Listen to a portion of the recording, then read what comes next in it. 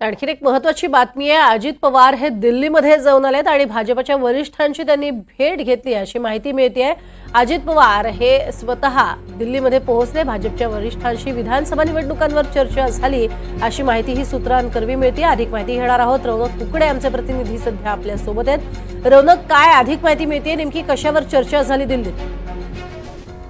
मुख्यतः प्रज्ञाजी माहिती उपलब्ध झाली आहे। 3 असे मुद्दे आहेत ज्या प्रामुख्याने त्यावर चर्चा अमित शहांसोबत अजित पवारांची काल रात्री अचानक अजित पवार दिल्लीमध्ये दाखल झाले। जवळपास 2 तास त्यांची बैठक अमित शहांसोबत झाली आणि त्यानंतर ते परत मुंबईमध्ये दाखल झालेले आहेत। जी प्रामुख्याने माहिती उपलब्ध झाली आहे त्यानुसार भाजपची जी कोऑर्डिनेशन कमिटीची बैठक सुरू आहे, अंतर्गत त्यांच्यामध्ये जी चर्चा सुरू आहे, एकंदरीत विधानसभेमध्ये राष्ट्रवादी काँग्रेसला किती जागा मिळाव्या, अजित पवारांनी काही सर्वे केलेले आहेत त्याची माहिती त्यांनी अमित शहांकडे दिली असल्याची एक माहिती उपलब्ध झाली आहे।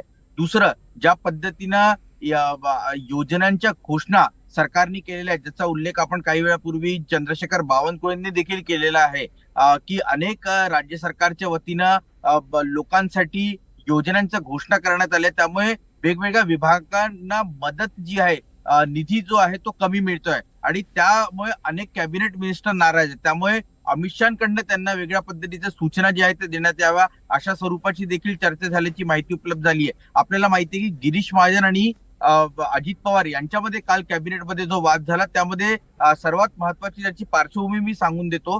ती पार्श्वभूमी अशी आहे की लोकसभा निवडणुकीच्या आधी देखील बजेटची मागणी गिरीश महाजनकडनं करण्यात आली होती, मात्र लोकसभा निवडणुका आहेत असं असताना एवढं मोठी रक्कम आम्ही देऊ शकत नाही अशा स्वरूपाची भूमिका त्यावेळेस फायनान्स मिनिस्टर म्हणून अजित पवारांनी केली होती आणि विधानसभा निवडणुकीच्या आधी चांगली रक्कम आमदारांना त्यांच्या विकास निधीसाठी आपण देऊ अशा स्वरूपाची तेव्हा हमी देण्यात आली होती। मात्र आता लाडली बहीण योजना असेल किंवा लाडला भाऊ योजना असेल, अशा पद्धतीची ज्या घोषणा विधानसभा निवडणुकीच्या आधी करण्यात आली, त्यामुळे फंड कुठेतरी राज्य सरकारकडे कमी आहे आणि त्यामुळे अशा स्वरूपाचे वादविवाद होताना पाहायला मिळतात आणि कदाचित या सगळ्या संदर्भात देखील अमित शहांसोबत बैठकीमध्ये चर्चा झाली असेल अशी माहिती उपलब्ध होते।